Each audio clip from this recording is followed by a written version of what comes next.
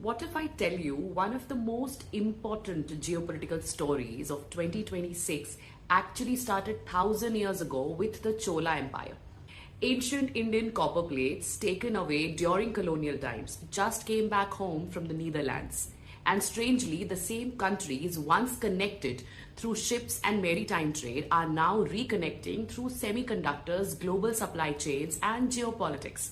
History never really disappears. It returns in new forms. And this is exactly why I keep believing that India is not just a country, it's a civilization.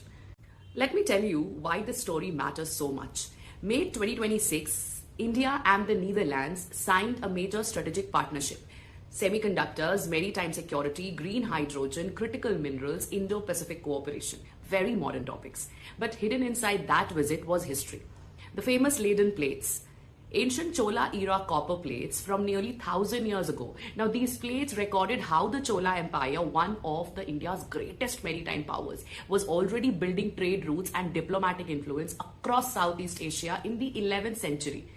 At a time when much of Europe was still fragmented, Indian ships were already crossing oceans. The Cholas connected India to Sri Lanka, Indonesia, Southeast Asia through maritime trade and naval power. But during colonial expansion, the Dutch took these plates away. They remained in the Netherlands for centuries, and now in 2026, the Dutch officially returned them to India.